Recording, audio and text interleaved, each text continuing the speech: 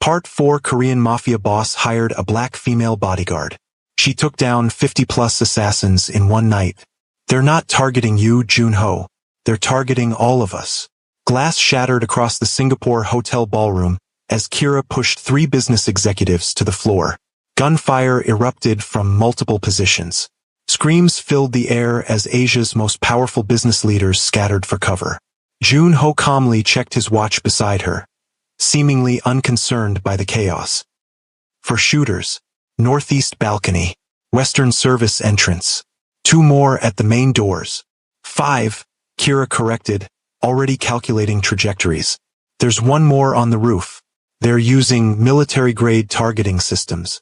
A bullet whizzed past, missing Jun-ho's head by millimeters. He didn't flinch.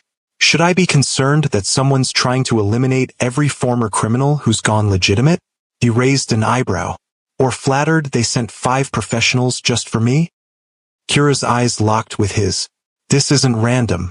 According to Chen's files, it's called the Purge Protocol. Government-sanctioned elimination of reformed criminal enterprises worldwide. And here I thought paying taxes was punishment enough for going legitimate. Jun-ho straightened his tie as bullets continued to rain down. How many can you handle? Kira was already moving. All of them. I always do. His hand caught her wrist, surprising her. Not alone. Not anymore. For the first time in her life, the world's deadliest operative hesitated. Torn between her mission and the man who had somehow become more than an assignment. Together then, she said, as they prepared to face not just assassins, but the question of whether their past would ever truly let them build a future. If you believe some governments fear reformed criminals more than active ones, hit that subscribe button right now. When the people who know where all the bodies are buried try to go legitimate, the system itself becomes their greatest enemy. 6 months had passed since Spectre's collapse. 6 months of rebuilding, restructuring, reinventing. JH Global Industries had emerged from its shadowy origins into the light of legitimate business, becoming one of Asia's fastest-growing conglomerates under Jun-ho's guidance. The Singapore Business Forum was supposed to be a celebration of that transformation. 300 executives from across Asia, government officials, financial leaders, all gathered to discuss economic cooperation and development. Instead, it had become a killing ground. Stay down! Kira shouted to the panicking executives huddled behind an overturned table. Security teams are 3 minutes out. The assassins were methodical, professional. Not random terrorists. Not competing criminal organizations. Their targets were specific, the 6 business leaders who had, like Jun-ho, transitioned from criminal enterprises to legitimate operations within the past 5 years. 2 were already down, bleeding out on imported marble tiles. Cover me, Kira said to Jun-ho, handing him a compact pistol she'd taken from her ankle holster. He raised an eyebrow. Since when do you need covering? Since I realized there are people here worth protecting besides you. Her eyes scanned the room, identifying the most vulnerable civilians. Keep them distracted for 30 seconds. Jun-ho didn't hesitate. 3 perfectly placed shots toward the northeast balcony. Not aiming to hit, just to force the shooter to take cover. Creating the window Kira needed. She moved like liquid shadow across the ballroom floor. No wasted motion. No unnecessary steps. The perfect economy of movement that had made her Spectre's deadliest asset. The first assassin never saw her coming. One moment covering the western entrance, the next unconscious on the floor. The second managed to turn, weapon raised, before Kira redirected his momentum into a service cart. His head connected with polished silver. Another down. 20 seconds. The shooter on the balcony spotted her. Shifted aim from Jun-ho to the more immediate threat. Too slow. Kira was already moving, using an abandoned serving tray as an improvised shield. The bullets ricocheted as she closed distance, vaulting over the balcony railing in a move that defied normal human limitations. Strike to the solar plexus. Follow with pressure point at the base of the skull. Target neutralized. 30 seconds. The 4th and 5th assassins realized their operation was compromised. Standard protocol would dictate immediate extraction. Instead, they converged, coordinating their attack. Professional. Disciplined. Military trained. Blackwater operators. Kira identified instantly. Private military contractors. They engaged simultaneously, creating overlapping fields of fire that would trap any normal opponent. But Kira Stone had never been normal. She moved between them, forcing them to adjust aim, risking friendly fire. Used one as a shield against the other. Created confusion where they expected coordination. 45 seconds. 5 assassins neutralized. 0 fatalities. As security teams finally breached the ballroom doors, Kira returned to Junho's side. He was administering first aid to one of the fallen executives. Pressure applied to a shoulder wound with his expensive suit jacket. "He'll live," Junho said, nodding toward the injured man. "Can't say the same for the stock prices tomorrow. We need to leave. Now." Kira was already scanning for alternate exits. This wasn't random. This was coordinated, professional, targeting specific individuals. "Including me. Especially you." She guided him toward a service corridor. The others were collateral damage. You were the primary target. Junho's private jet departed Singapore 2 hours later. No official statements. No press interviews. Just the efficient extraction protocols Kira had established for emergencies. Micha was waiting when they called from the air, her face filling the secure video screen. At 17, she had grown into her father's calm authority while developing her own distinct strength. "I've been monitoring the news," she said without preamble. 6 former organization leaders targeted simultaneously. 2 dead. 4 injured. Plus you. Plus me, Junho agreed. Though thanks to Kira, not even a scratch. It's already being reported as a terrorist incident. Islamic extremists according to Singapore authorities. Kira shook her head. Convenient cover story. Those weren't terrorists. They were professional contractors. Military precision. High-end equipment. Hired by whom? Micha asked, already typing notes on a separate screen. That's the question. Junho glanced at Kira. And I believe Ms. Stone may have some insights. All eyes turned to Kira, who had been uncharacteristically quiet since they'd boarded the plane. She pulled out the secure tablet containing files from Director Chin. The information she'd been studying for months. Connecting dots.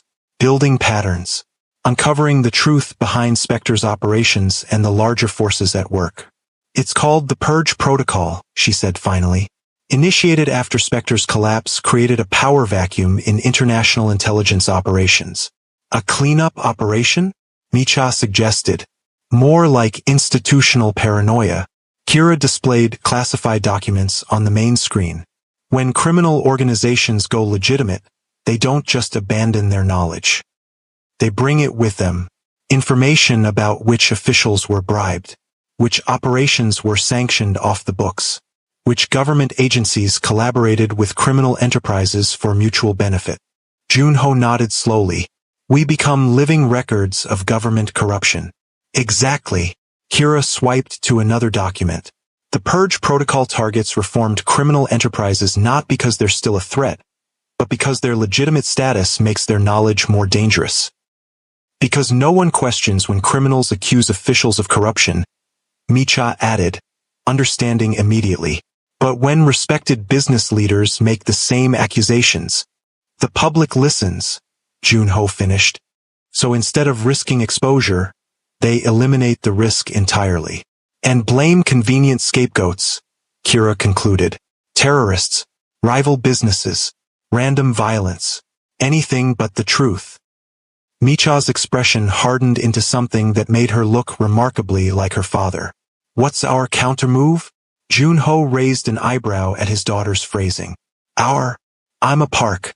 JH Global Industries will be mine someday. This affects my future too."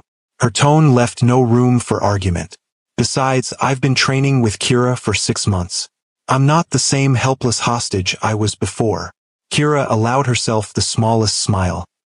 Pride wasn't an emotion she'd experienced often, but watching Micha's transformation from frightened hostage to confident young woman had awakened something unexpected within her, something almost maternal. "The immediate priority is security," Kira said, shifting back to professional mode. "Seoul headquarters needs enhanced protocols. The other targets will be going to ground, increasing their own protection. And long-term, Junho asked, that's more complicated. Kira met his eyes. We can run, hide, or fight. But this isn't a single organization like Spectre. This is multiple government agencies acting in coordinated self-interest. The conversation paused as the pilot announced their descent toward Seoul. 3 people bound by circumstance, by danger, by choices that had transformed them from strangers into something like family, each contemplating a threat unlike any they'd faced before. JH Global Industries headquarters occupied the top 15 floors of Seoul's most prestigious business district. Glass and steel. Legitimate power on display. The visible transformation of criminal empire into corporate success story. Security had tripled by the time they arrived. Additional teams at every entrance. Enhanced surveillance. Biometric access points. Kira's protocols implemented with military precision. The board is waiting, Min-Soo Kim informed them as they entered the executive level. Junho's cousin had proven his loyalty in the months following Spectre's collapse. Had become an essential part of the company's legitimate operations. They've been watching the Singapore news. They're concerned. They should be, Junho replied calmly. But not for the reasons they think. The boardroom fell silent as they entered. 12 executives. The leadership of JH Global Industries. Former criminals and legitimate business experts working side by side. The integration of 2 worlds that had made the company uniquely successful and uniquely vulnerable. Singapore was not an isolated incident, Junho announced without preamble. It was part of a coordinated effort targeting reformed organization leaders across Asia. Murmurs spread around the table. Concern. Fear. The instinctive response of prey-sensing predators. Executive Director Cho, a former legitimate banking executive who joined 6 months earlier, spoke first. Perhaps this is an opportunity. All eyes turned to him. An opportunity? Junho's voice remained neutral, but Kira recognized the dangerous undertone. The crime lord beneath the business suit. To complete our transformation. Cho met Junho's gaze directly. Your criminal past is the reason we're targeted. Your connections to former associates create vulnerability. If you were to step down, allow truly legitimate leadership to take control.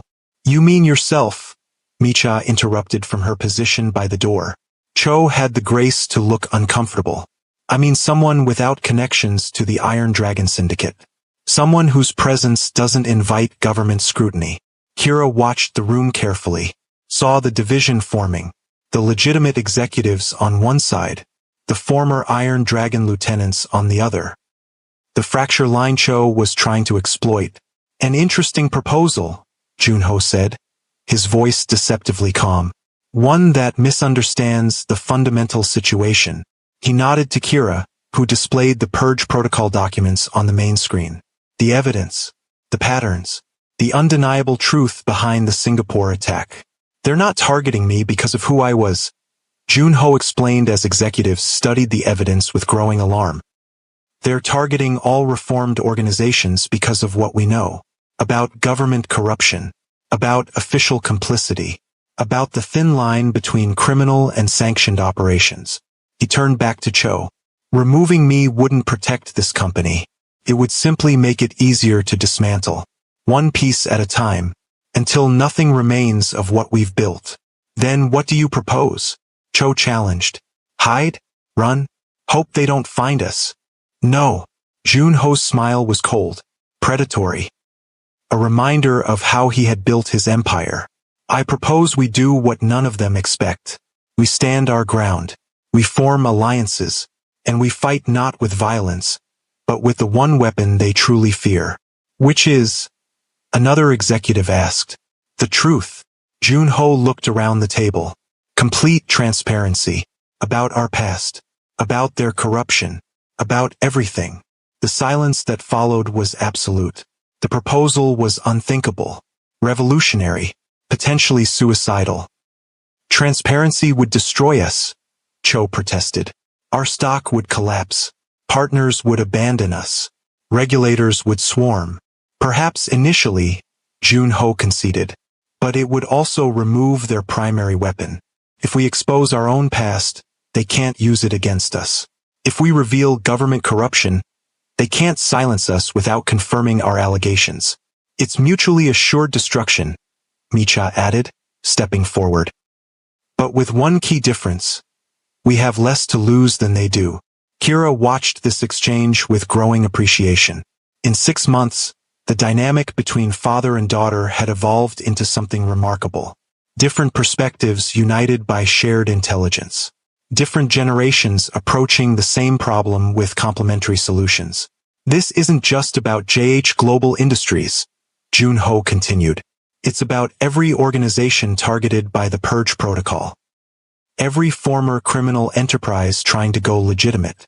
Every attempt at reformation being systematically destroyed. He stood, commanding the room through presence alone. We have a choice. Stand alone and fall. Or unite and create something new. Something that transcends our criminal origins without denying them. And if we disagree? Cho challenged. If we believe separation from your leadership is the safer option? Junho's expression didn't change. Then sell your shares and leave. No one is forced to stay. No one is prevented from choosing their own path. That's what legitimate business means. The meeting continued for hours. Debate, questions, concerns raised and addressed. By the end, a tenuous consensus had formed. Not unanimity, but enough agreement to move forward. To explore the radical transparency strategy. To begin reaching out to other targeted organizations. As executives filed out, Kira noticed the subtle shift in dynamics.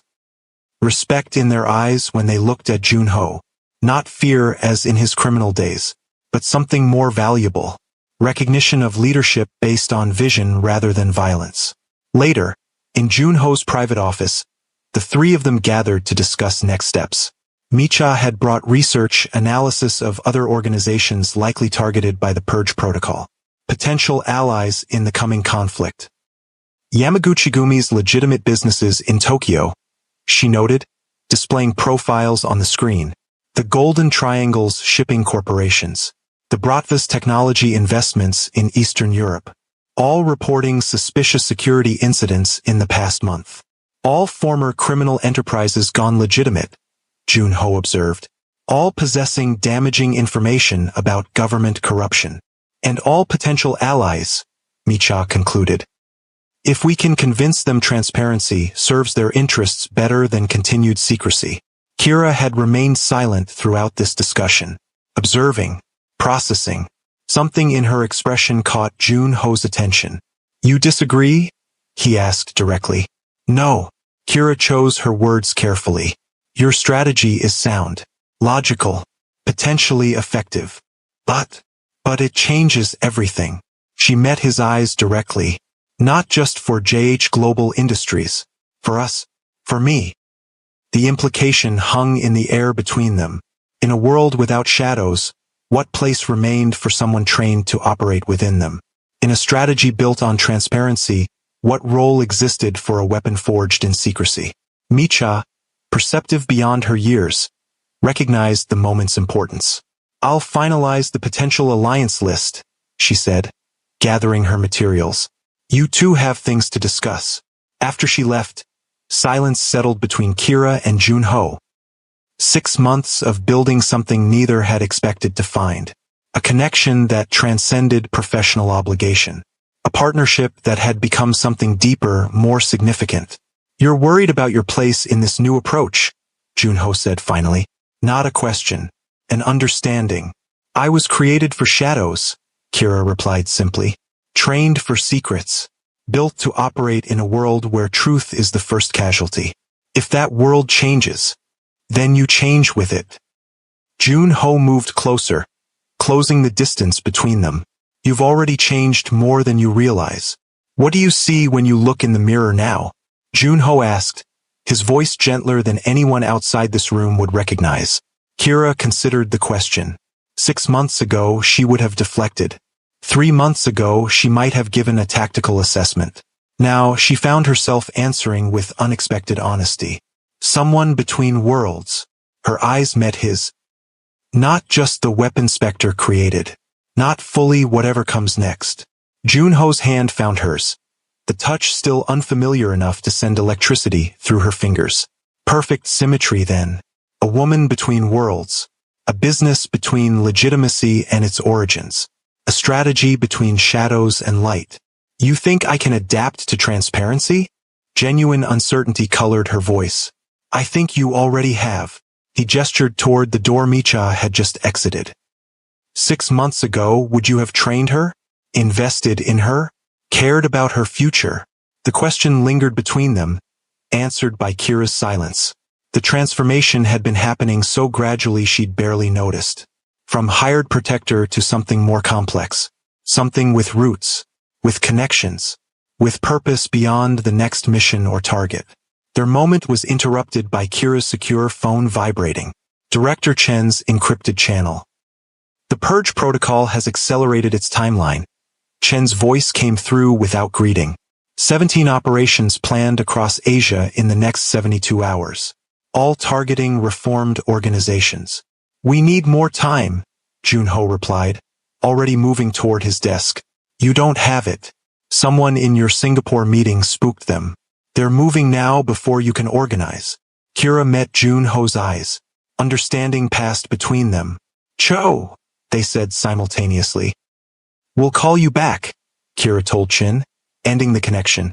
What followed was a demonstration of why the park organization had dominated Seoul's underworld for decades. Junho mobilized resources with military precision.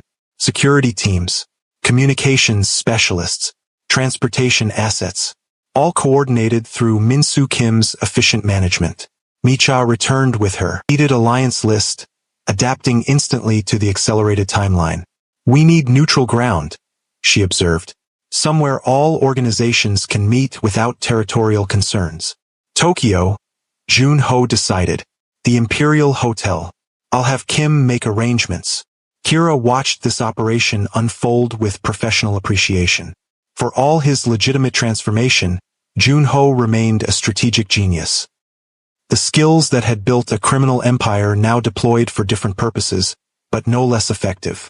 I'll coordinate security, she said, already mentally cataloging requirements. If the Purge protocol knows we're gathering potential allies, they'll strike, Junho finished. Which gives us an opportunity. To do what? To show everyone exactly what we're facing. His smile was sharp, predatory. Nothing convinces potential allies faster than a common enemy making themselves known. The Tokyo meeting was arranged in under 24 hours. A logistical miracle that showcased JH Global Industries' remaining underworld connections. Private jets, diplomatic cover, security arrangements that would impress military commanders. The Imperial Hotel's Chrysanthemum Room had hosted emperors, presidents, and prime ministers throughout its illustrious history. Tonight it welcomed a different kind of power. 12 former criminal leaders, now legitimate business executives. Combined assets exceeding $100 billion. Combined knowledge that could topple governments. Koji Yamaguchi of the former Yamaguchi-gumi, now Pacific Rim Trading Corporation. Viktor Petrov of the former Bratva, now Eastern Digital Investments. Zhang Wei of the former Triads, now Golden Triangle Shipping. And 9 others, former enemies, potential allies. All targets of the Purge Protocol. All with reason to fear what Junho was proposing. Kira stationed herself near the entrance, supervising the combined security teams. Each organization had brought their own protection. Former enforcers now wearing business attire. The visible transformation of criminal muscle into corporate security. Micha circulated among the executives, her youth and intelligence making her less threatening than her father. Building connections. Sharing information about the Purge Protocol. Planting seeds of the strategy Junho would soon propose. When all were assembled, Junho took center stage. No flashy presentation. No elaborate rhetoric. Just the direct approach that had made him both respected and feared. We are all targets, he began simply. Not because of what we do now, but because of what we know. About government complicity. About the thin line between criminal and sanctioned operations. about the corruption that allowed our former organizations to thrive. Murmurs around the table. Agreement. Recognition. The Purge Protocol isn't about public safety or legal enforcement. It's about eliminating witnesses, silencing those who could expose decades of official corruption. Viktor Petrov, the Russian, spoke first. We know this. The question is what can be done. We cannot fight governments directly. No, Junho agreed. Not with violence. Not with traditional methods. Then how? Zhang Wei asked, skepticism evident. With the most powerful weapon in the modern world. Junho paused, ensuring he had everyone's attention. Absolute transparency. The reaction was immediate. Objections, concerns, outright rejection from some. Junho had anticipated this, had prepared for it. He nodded to Micha, who distributed digital portfolios to each executive. These contain evidence of the Purge Protocol's operations. The Singapore attack. 17 planned operations across Asia in the next 72 hours.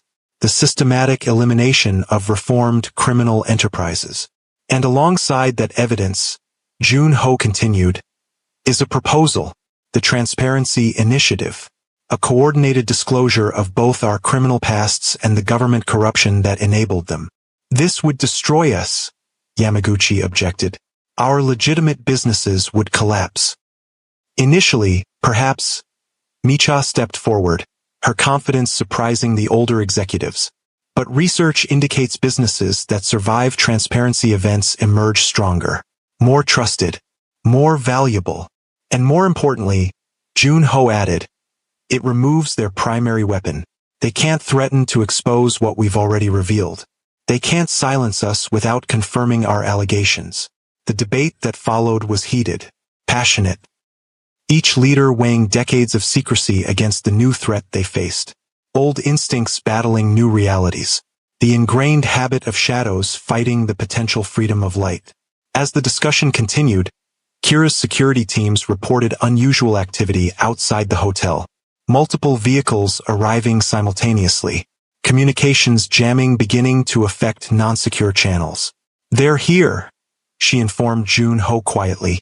Purge Protocol tactical teams. Multiple entry points. Instead of alarm, Junho smiled. Right on schedule. You expected this? I counted on it.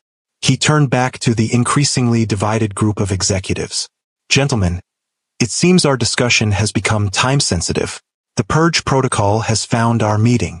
Silence fell across the room. Fear in some faces. Calculation in others. How many? Petrov asked, hand moving instinctively toward where a weapon would once have been carried. At least 30 operators, Kira reported. Professional tactical teams. Military-grade equipment.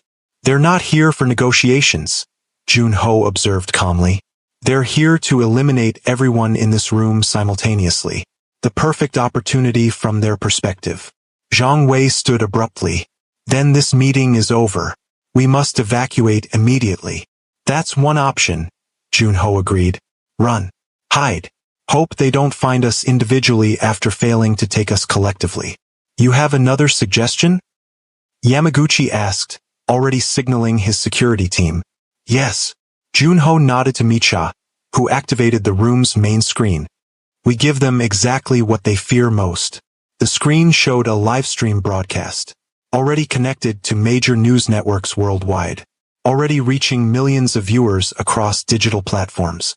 The Transparency Initiative had begun without their unanimous agreement.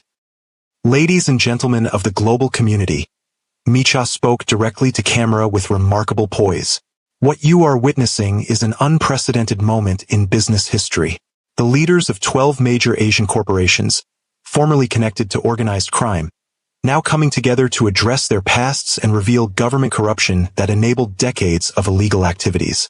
The executives stared in shock as Micha continued. Even now, government-sanctioned kill teams are surrounding this hotel. Not to arrest us, not to bring us to justice, but to silence us before we can reveal which officials accepted bribes, which agencies collaborated in illegal operations, which politicians built careers on the foundation of organized crime they publicly condemned. As if to confirm her words, the security feeds showed tactical teams breaching the hotel's lower floors, moving with military precision toward their location. "We're broadcasting everything," Jun-ho told the assembled executives. Their approach, their tactics, their attempt to eliminate business leaders without trial or charges. The whole world is watching. Understanding dawned across the room. Not just a defensive strategy, not just an alliance proposal, but a masterstroke that turned their greatest vulnerability into an unassailable position. "The choice is simple," Jun-ho concluded. "Join the broadcast. Reveal your own truths before they can be used against you. Or leave now and face what comes alone." One by one, the executives moved toward the camera. Decades of secrecy giving way to calculated revelation. The transparency initiative transforming from proposal to reality in real time. Kira coordinated security teams to establish defensive positions. Not to engage the approaching tactical teams, but to monitor and record their every move for the broadcast. To ensure the world witnessed what governments were willing to do to protect their secrets. The Purge Protocol teams reached their floor 30 minutes into the broadcast. Found themselves facing not armed resistance, but live streaming cameras. Not desperate criminals, but composed business leaders revealing decades of government corruption with names, dates, and documentation. The operation commander's voice came through hotel speakers, patched in by Micha's technical team. "This is an anti-terrorism operation. All occupants must evacuate immediately. This is a legitimate business meeting being broadcast to 83 countries," Jun-ho replied calmly. "Any attempt to disrupt it will be witnessed by approximately 40 million viewers currently watching this live stream." Silence followed. The tactical teams holding position. Command structure clearly reassessing options that suddenly had global witnesses. "They're receiving new orders," Kira observed, monitoring communications. "Their protocols don't cover this scenario." The standoff lasted 17 minutes. Tactical teams maintaining position while executives continued revealing government corruption that had enabled their former criminal operations. A global audience growing by the minute. Social media exploding with reaction. Financial markets responding in real time. Finally, the tactical teams withdrew.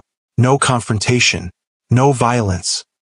Just a quiet retreat in the face of exposure they couldn't control or contain. When confirmation of their departure came, Jun-ho addressed his fellow executives. "This was just the first test. They'll regroup, develop new strategies, find less visible approaches. But they'll never again operate without the risk of exposure," Yamaguchi noted, understanding dawning. "The transparency shield works both ways now." "Exactly," Micha confirmed, still managing the broadcast with remarkable composure. "Every operation against legitimate businesses will be scrutinized. Every anti-terrorism action questioned. Every government denial examined for hidden motives." As the executives continued their revelations, Kira found herself watching not the broadcast but Jun-ho and Micha.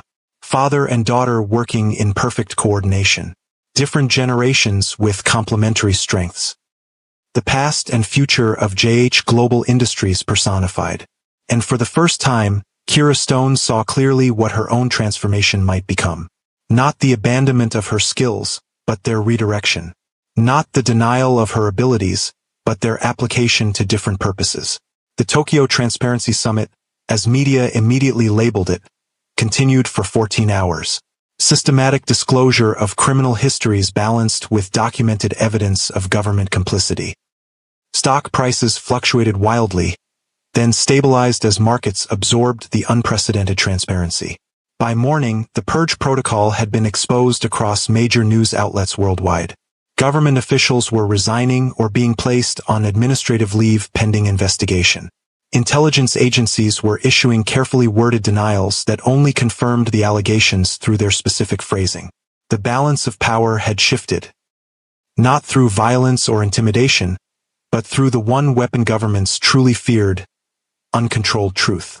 3 months later, JH Global Industries headquarters in Seoul hosted a different kind of meeting. The Transparency Initiative had evolved from crisis response into industry standard. Former criminal organizations now operated with radical openness about their pasts, their reforms, their continuing journey toward legitimacy. Micha stood before the board, presenting her university thesis on Reformation economics, the systematic study of criminal to legitimate business transformation. At 18, she had become the youngest ever speaker at the World Economic Forum. Her model for transparency-based reformation was being studied by business schools globally. The key finding, she concluded her presentation, is that transparency creates more sustainable value than concealment. Companies that voluntarily disclosed criminal origins and demonstrated verifiable reformation experienced 23% higher customer trust and 17% better regulatory relationships than those maintaining secrecy. The board's approval was unanimous, not just of her research, but of her increasingly central role in JH Global Industries' future. The daughter who had once been hidden from her father's criminal world, now standing as its most effective bridge to legitimacy. As executives filed out, Jun-ho remained seated, pride evident in his expression. Harvard has offered you full scholarship, he noted. Stanford and Oxford as well. I know. Micha gathered her materials. I'm still deciding. No rush, he assured her. The company will be here when you're ready. The unspoken understanding passed between them. Her future role secure, her path clear but unforced. The legacy of the Park family transforming before their eyes. Where's Kira? Micha asked, looking around. I wanted her to see the presentation. At the youth center, Jun-ho checked his watch. The afternoon self-defense class for community kids. We're meeting her there afterward. Micha smiled. She's found her place, hasn't she? She's creating it, Jun-ho corrected. Day by day, just as we all are. The Gangnam Youth Security Academy occupied what had once been an Iron Dragon gambling den. Transformed, like so much else in Jun-ho's world, into something constructive. Something that built rather than exploited.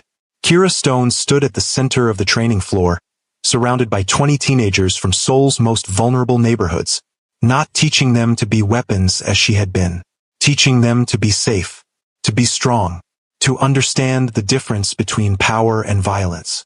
Balance, she instructed, demonstrating a defensive stance, not just physical, mental, emotional, knowing when to stand firm and when to redirect. The students followed her movements with rapt attention. These children of Seoul's forgotten districts, seeing in this strange American woman something they desperately needed, the possibility of strength without cruelty, of safety without fear. Jun-ho and Micha watched from the doorway, neither interrupting, both recognizing the importance of what they were witnessing. Kira Stone, Spectre's perfect weapon, now creating something no one had designed her for. Hope. When class ended, the students bowed respectfully before departing. Discipline and appreciation in equal measure. Kira's standards were high, but her commitment to their development was higher. Good session, Jun-ho asked as they approached. Improving, Kira replied, though the satisfaction in her eyes revealed more than her words. Minji might have real potential for competition level. Ji-ho is still struggling with confidence, but getting better. She knew all their names, their situations, their specific challenges. This woman who had once cataloged human weaknesses only for elimination now mapping them for strengthening. Micha embraced her, an action that would have been unthinkable 6 months earlier. That Kira returned it would have been inconceivable. The board approved my thesis, Micha announced. And the expansion of youth security programs to 5 more districts. Your work? Kira nodded toward Jun-ho. Creating a legacy beyond what either of us imagined. Our work, he corrected, reaching for her hand. All 3 of us. As they walked together toward the waiting car, Kira Stone reflected on the journey that had brought her here. From Black 09 to Kira Stone. From weapon to protector. From isolation to family. Not a transformation completed, but a transformation continuing. Day by day, choice by choice. The former Korean Mafia boss who had hired a black female bodyguard. The perfect weapon who had found purpose beyond violence. The daughter who had become a bridge between worlds.